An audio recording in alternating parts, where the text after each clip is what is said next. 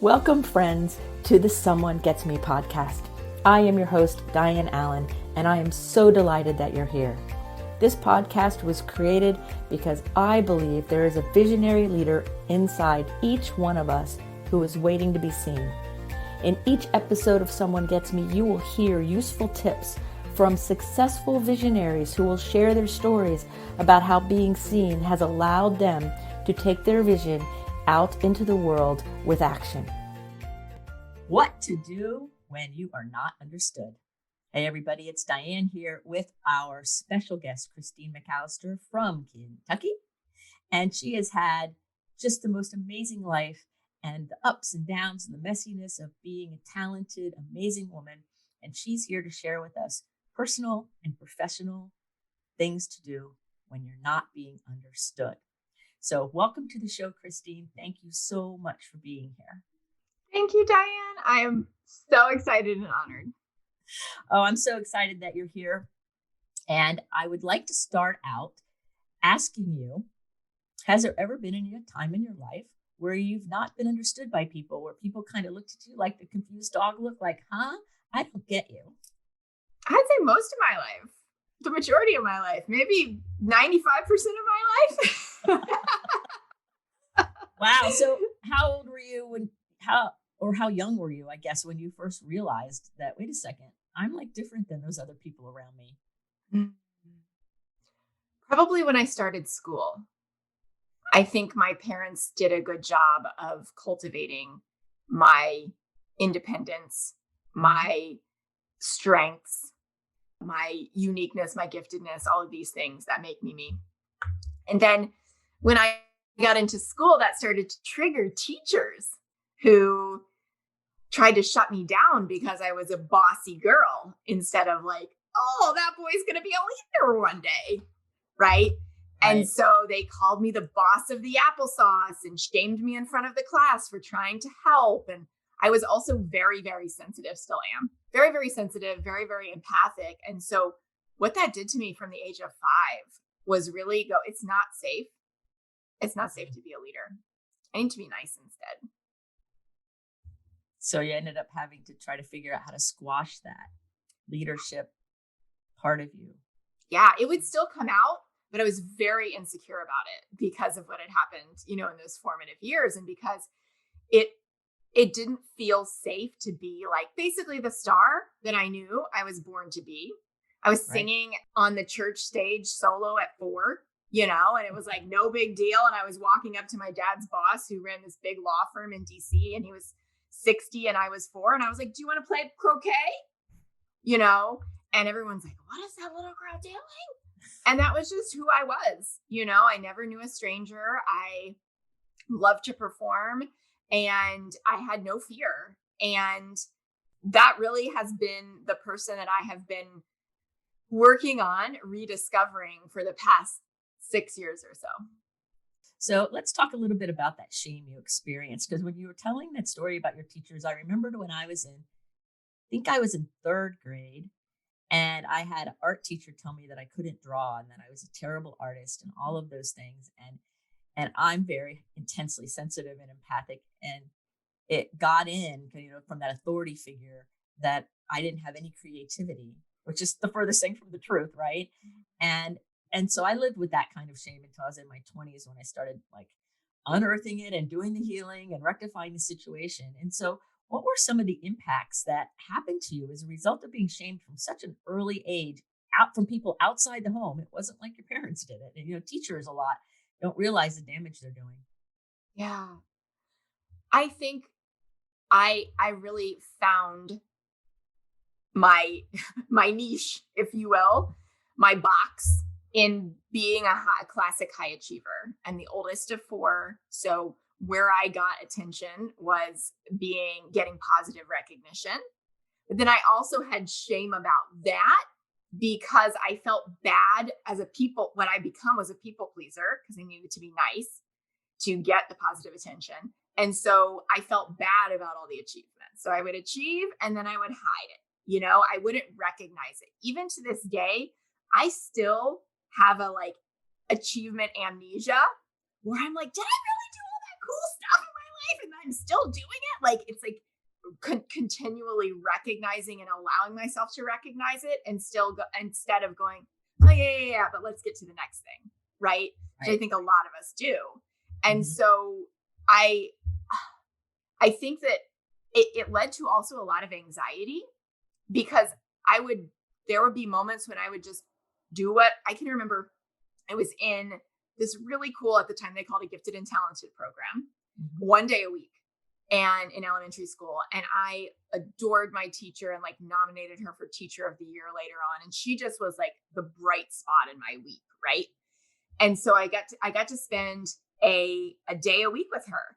And one time she sent me up to another classroom because the teacher hadn't sent her students down yet. And I can remember she's a South African woman. She was very intimidating. And so I went and I said exactly what my teacher had said to say, which was that, hi, I'm here to pick up the gifted and talented students for Mrs. Higdon's class. And the teacher said, well, all of my students are gifted and talented. And I was like, I was just doing what I was supposed to. I'm 8 years old. Do you know what I mean? So it was like that kind of stuff that I was like, I'm never sure. I'm never sure if I'm okay, because it was not okay to be me. And now I'm trying to be nice and then do exactly what I'm told. And it's still not okay to be me. So where does that leave me? Right? Just like looking for external validation, swimming in that sea and going like, I have these huge dreams of impact and changing the world, but I am like, I don't even know how to name my own emotions.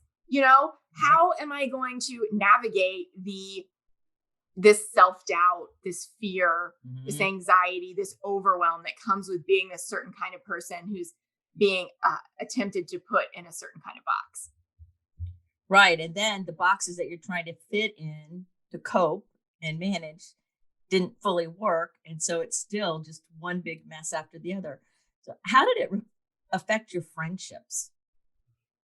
Yeah. Probably really well summarized by one of my good guy friends in high school. I always had a lot of great guy friends and didn't really have boyfriends, which of course I wanted in high school. And I was looking around at all my girlfriends who were dating. I was like, what is it? And one of my friends said to me, like, talk about a backhanded compliment. He goes, Christine, you might not make a great girlfriend, but you're going to make a really great wife one day. And I was like, I don't really care about that right now.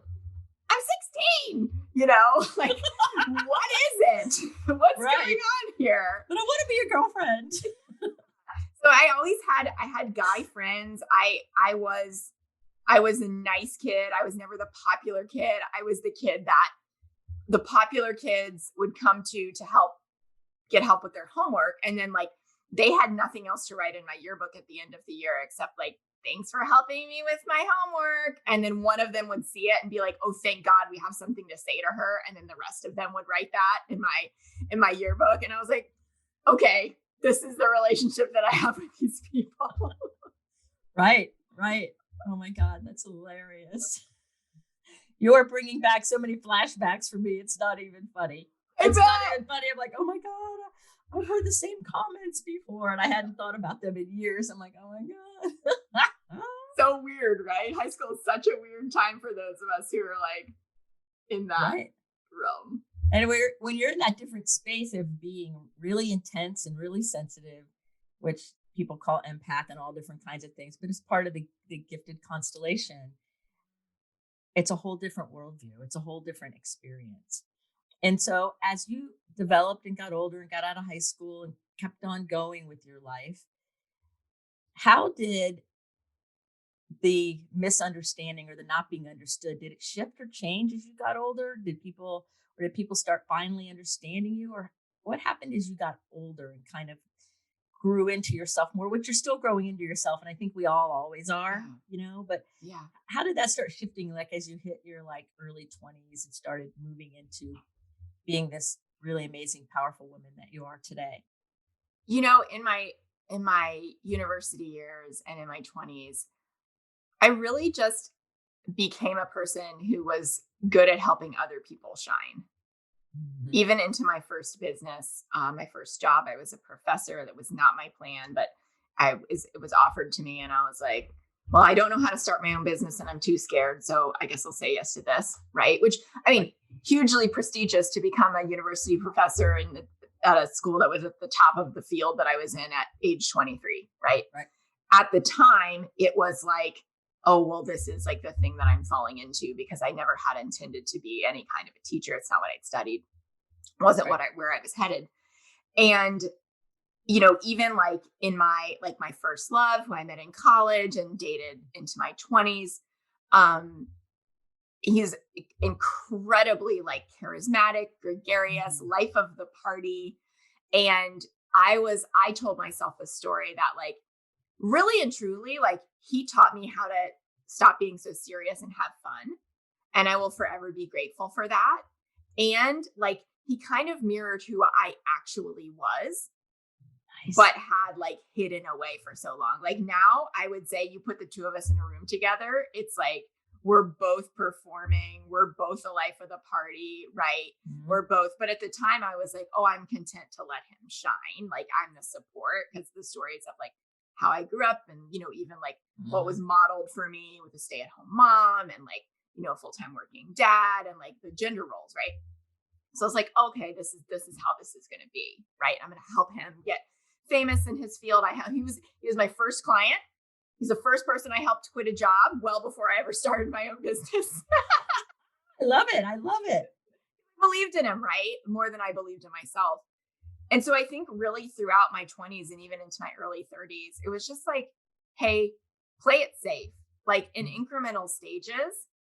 And really knowing that I was meant for more, but feeling like very frustrated, uncertain, not seeing the path, not believing in myself, not being willing to really take the risks to live that out and walk that out. So what happened? What happened that created the shift where you were willing to come out of that, or able to come out of it really, and begin to start walking the path to reclaiming the real Christine that kept getting hidden and kept getting put away over all these years? And what happened? Yeah. So it took a personal tragedy for me, which is part of the reason why I do what I do, because I don't want other people to hit rock bottom in their lives. Although a lot of times that's what it takes, and that's okay. It's my story.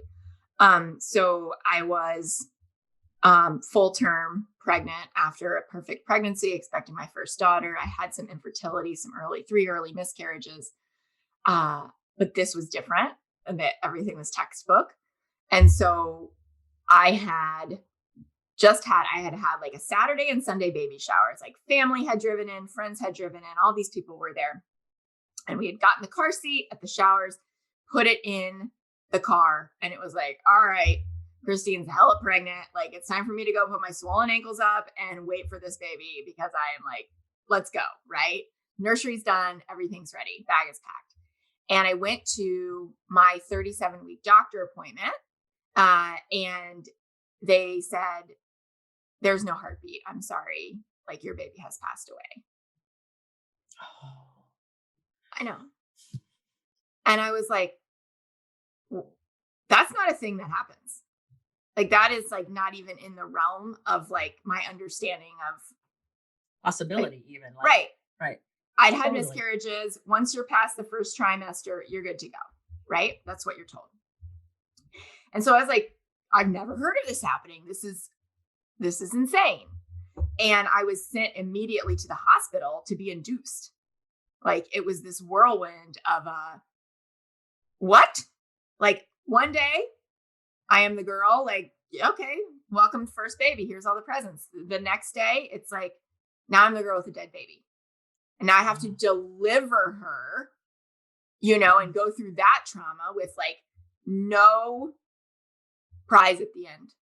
Right. And they're like, I'm sitting there with a 9 months pregnant belly, and they're handing me brochures on like, here's how to plan a funeral for your baby.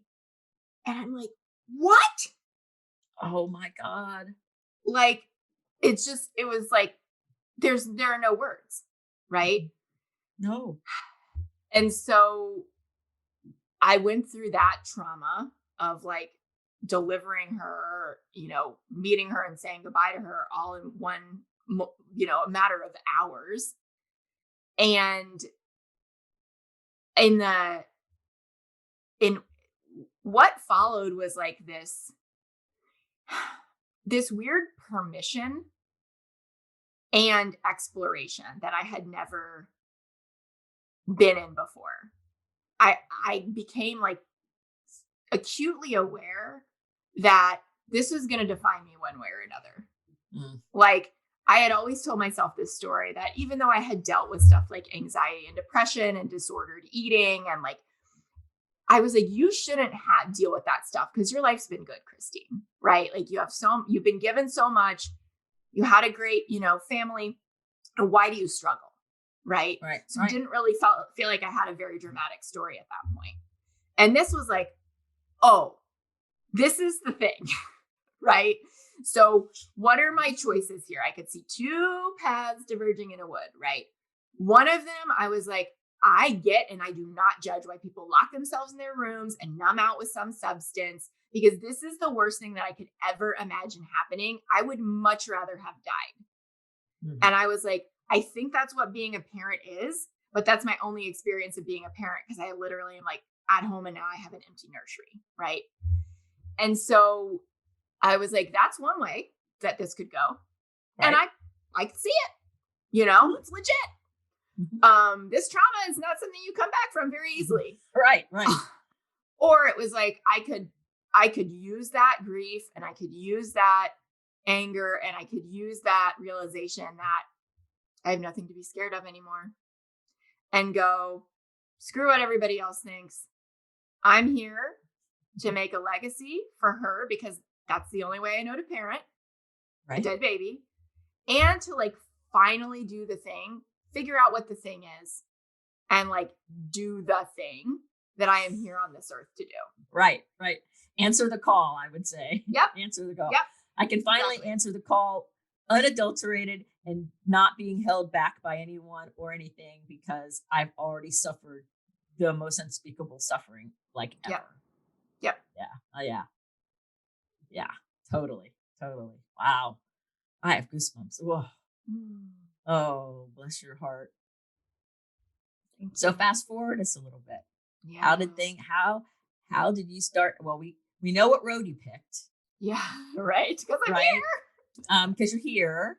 And you have a thriving business and you do really cool, great things. And so we know what road you picked, because we have this part of the movie. So how did you pull yourself out of that? I just whoa. Yeah. Wow. And you have children now. I do. I have 2 living children. They're 4 and 1. So my first daughter, Maeve, was born a little over 6 years ago. So then I somehow went through the insanity of deciding it was a good idea. Like, I can only blame hormones for this, Diane, honestly, of being like, let's go through that again. Let's try it one more time until they're out, and living with that. I really don't know how I did it, but anyway, it's done. I have 2 beautiful girls living, 4 and 1, super grateful. And now I'm closed for business, and I'm also super grateful for that, because that was a lot. 6 years, 7 years, trying to get pregnant, getting pregnant, nursing, weaning, getting pregnant again. Like, whoa. Right. So what happened in the immediacy was that maybe about 2 months later, I was running an online marketing agency at the time. I was booked out on referrals. I found some solace in my work because I enjoyed my work. Right. And so like, when I needed to take a break from crying or needed to get out of bed, it gave me something to do that I really felt was helping other people, which is the reason I had done it in the first place. Right. And it gave me the ability to like grieve as I wanted and like leave my house because I didn't want to be around the nursery, camp out somewhere else. Right. So it had done a lot for me, and I had been running it for 10 years. And I knew there was another level. What it took for me to get started was about 2 months after I lost her. I was super pissed because I was still in maternity clothes.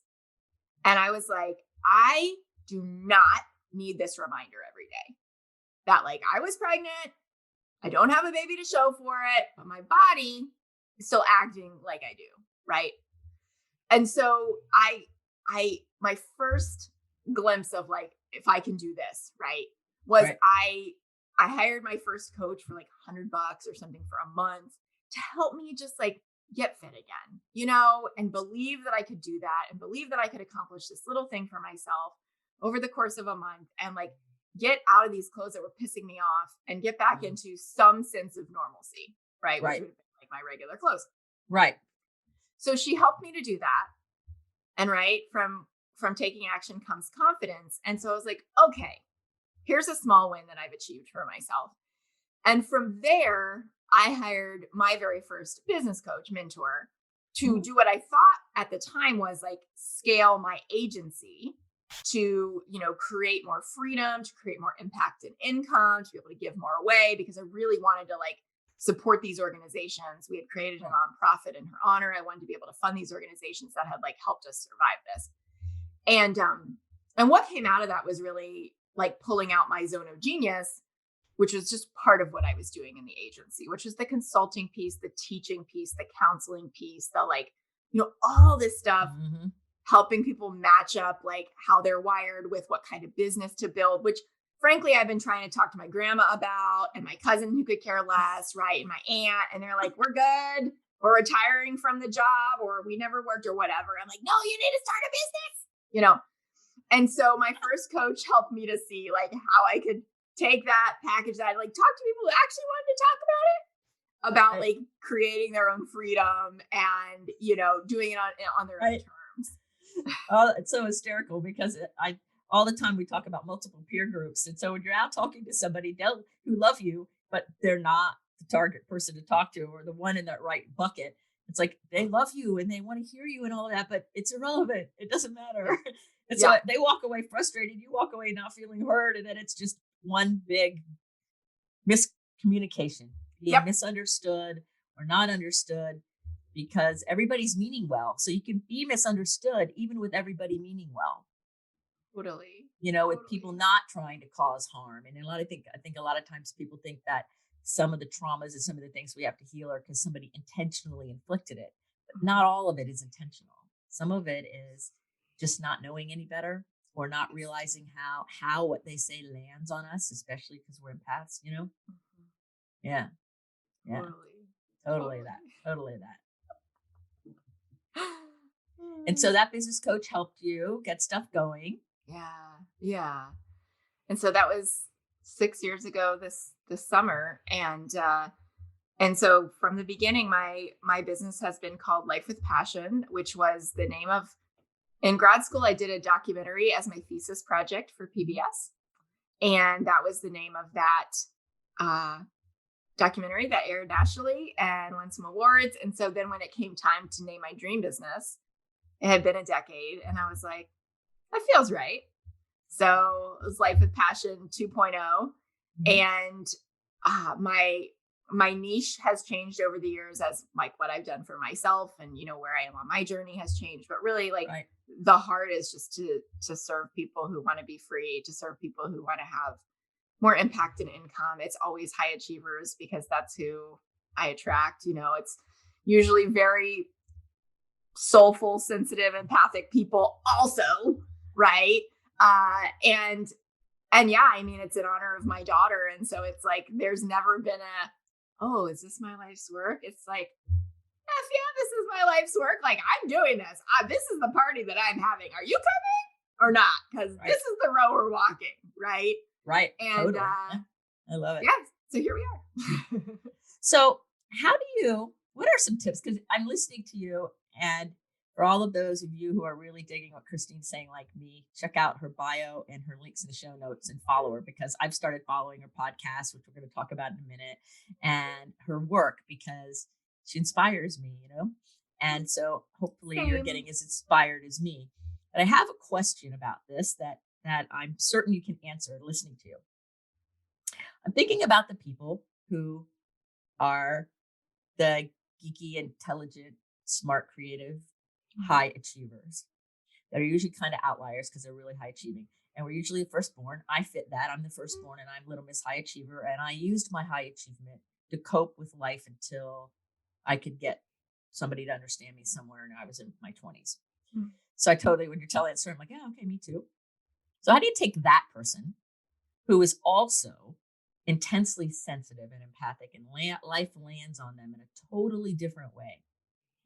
And there's those people that they're listening to us right now, and they feel kind of stuck, or they don't know what to do to get out of the rut, or they have a dream, they have a big life-changing goal, and they look around and it's like, but nobody understands me, and that existential depression starts to weigh heavy. What do you want to say to that person? Yeah. Such a good question. I love it. My biggest lesson that keeps me coming back to possibility instead of overwhelm or freak out, which, believe me, I hang out there. And like what keeps me getting back quicker and quicker is reminding myself I always have a choice in every moment. And that might sound cheesy and you've probably heard it before. And like, zoom out meta, it's like the same thing that I shared from when Maeve died. Like I had a choice, right? And in any moment and in every moment, we have a choice about the story we tell ourselves. We're the only creatures who get to create our own powerful meanings and associations, right? Right. And because I think that I walked most of my life feeling stuck, feeling like I want this thing and I have no idea how to get it, and feeling like a victim, frankly. And I didn't know anything about mindset or how to practice that stuff. It's not how I was brought up. I was brought up very black and white, very conservative in the church. And I was listening to some of the like early books, like Rich Dad, Poor Dad, and some of this stuff, getting them from this was my personal development, getting them for free from the library on CD and driving around in my little Honda and being like, why isn't my life different? And like the path that I have been on since I started, surrounding myself with other people, mainly online, and like getting coached to within an inch of my life and doing this work and being in peer groups who get me, like it's opened up my eyes, because most of the world doesn't live like this. Most of the world is not willing to get this uncomfortable and like get coached until they start sweating, or like for me, like you can see it a little bit right now, my neck is red because we're talking about like things that are important, or like get a pit in your stomach and like go for it anyway, right? Deal with your fear and not let it stop you, because it's not how we're wired reactively. And I think that the big thing for me that always helps me when I'm getting stuck is like coming back to your why. I think a lot of us are like, I don't want to be that person on social who's like putting everything out there and getting naked just to sell my business or whatever, or sell my thing, or, get the next thing. And I get it. And I think it's also like, it's about realizing that my mission, like people need to see me in a certain kind of way in order to allow me to help them live their purpose.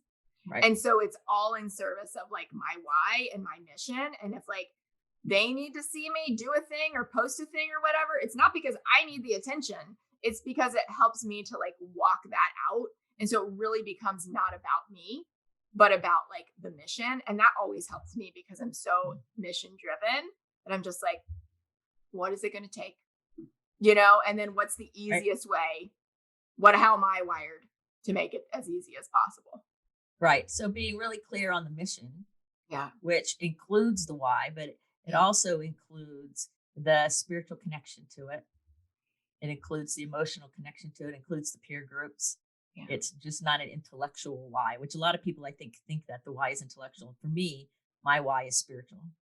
It's like core, which is what it sounds like happens to you. It's like more of in our nature, and the intellect gets to be the supporting character to help bring it out. But that's not where it starts. And I think a lot of smart people, a lot of gifted people start in their head and they never let it get into their heart and their soul. And so when we start talking about why, they go in their head, but when we talk about why, we're in our gut and our soul. Yes. And our head is the supporting actor or actress, right? Yes. And that's a whole different reality. It is. One's a head with a body with a head that just does like a computer. The other one is alive and animated and has momentum. And it's easy to get misunderstood. It's easy to not be understood when you have that level of intensity and passion, and life lands on you in such an intense kind of way, in a real kind of way where it's not just constructs. Yes. And to your point about the head being a supporting role, sometimes that role is in conflict with the lead role, right? Sometimes, like, I would say if you stay up in your head, then there's another part of your head that's like, no, it's not safe, right? Fight or flight or freeze, right? As opposed to like, I want this thing, that would be really cool.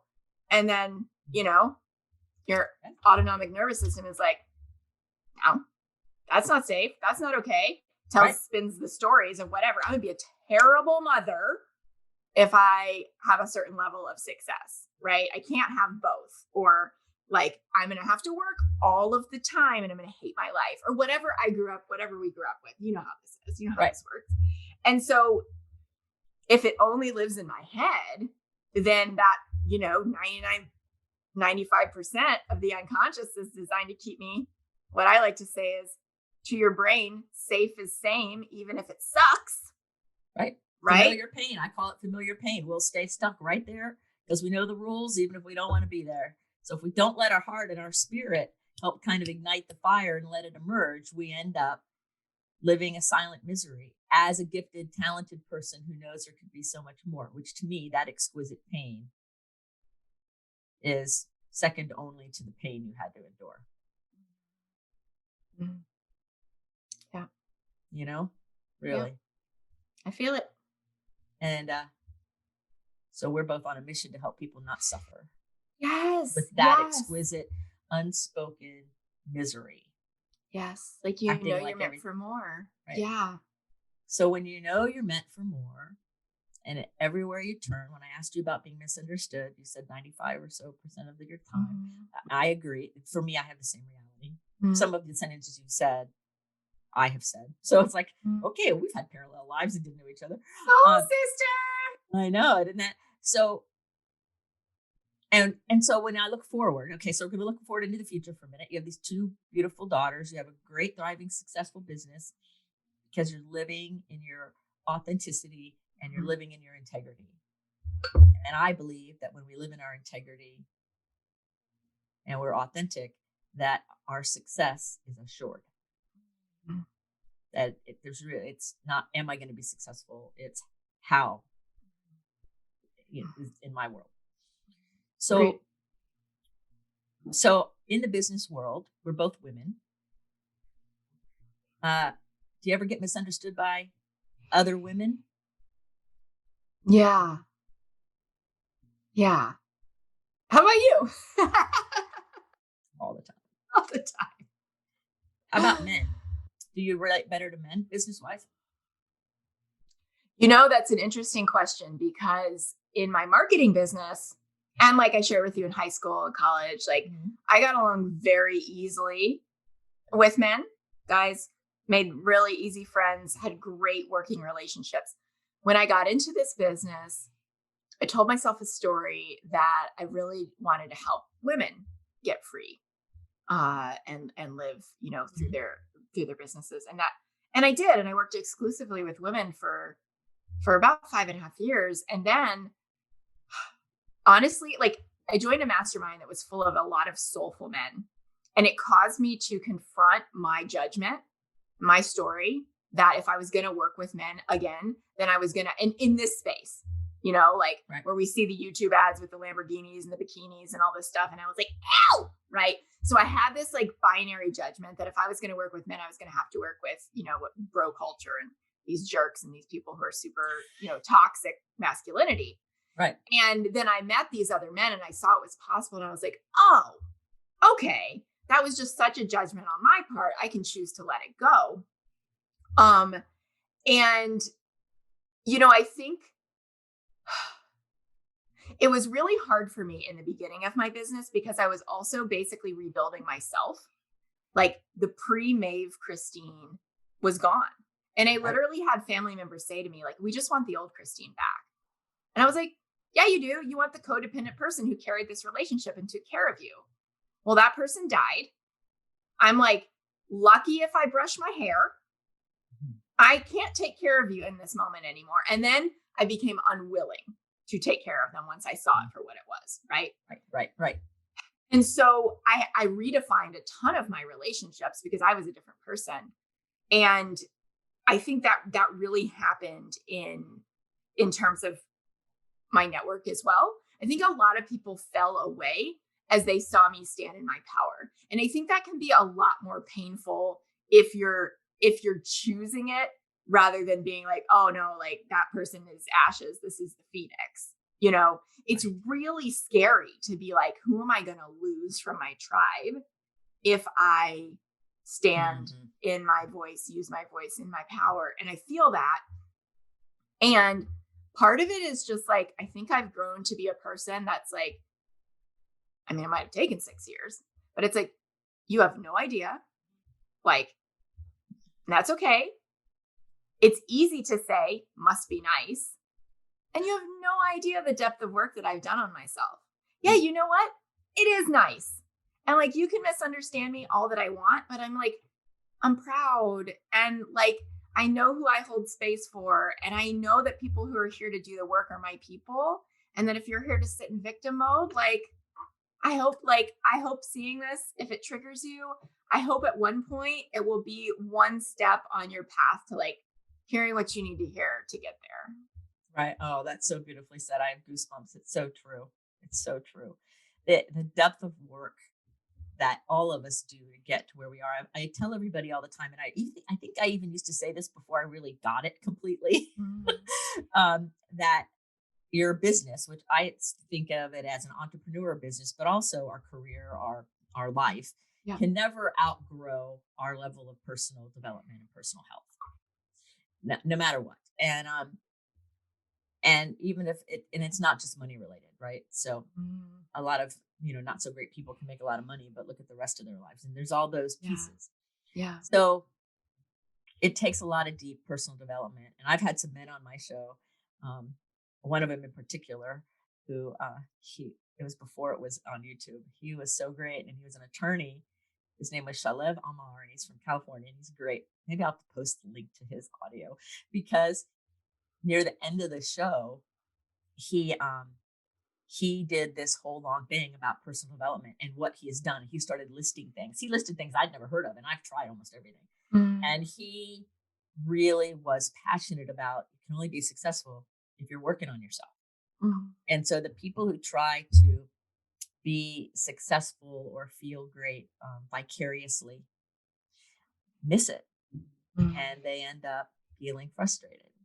So when you're listening to Christine and I talk about this, you got to do the work, and it's messy sometimes, and it's glorious sometimes, and it's all of these things sometimes. And we're here to do the work. And in that is the greatest gift of all, our freedom. Mic drop. Diane Allen, everyone. Oh, that was wonderful. So, now I have a couple other things. I'm not done with you yet. Perfect.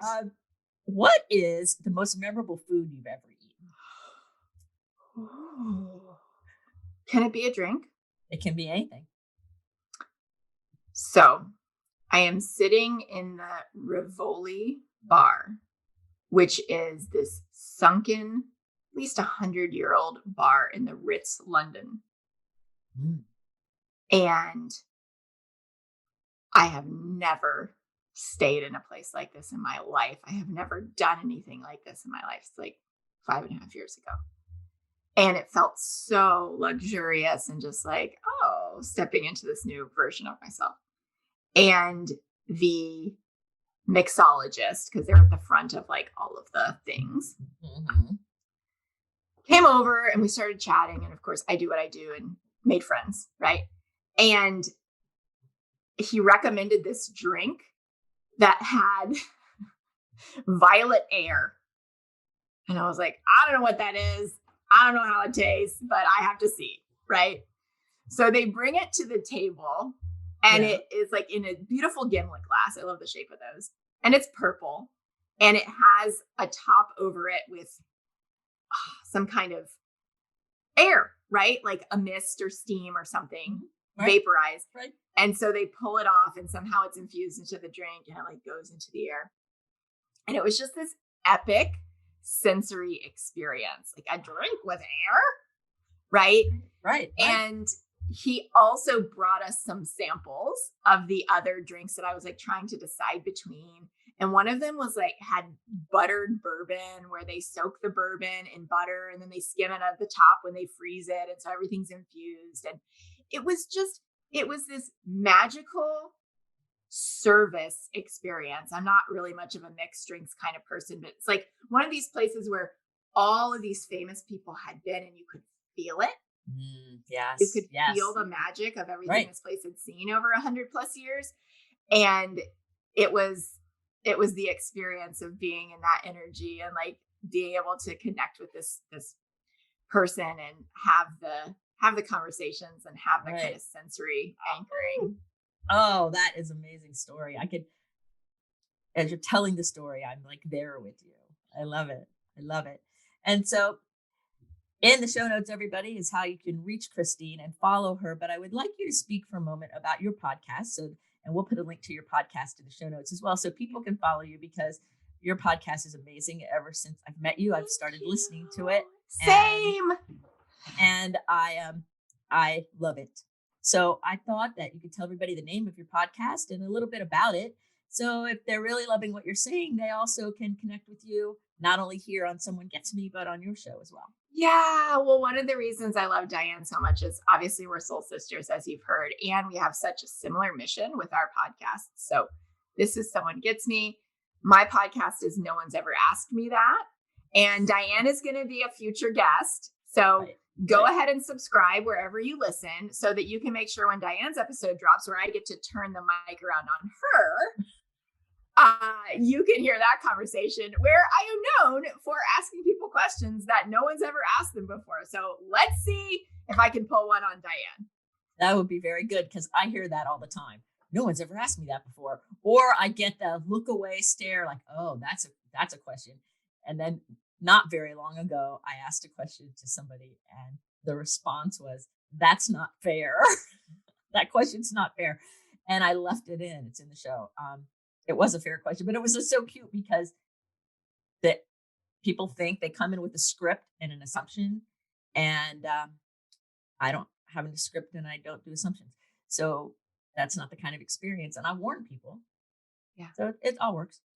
Yeah. So is there anything that you wanted to talk about today that I didn't ask you about or mention that's on your heart you would like to share with everybody before I ask you your last question?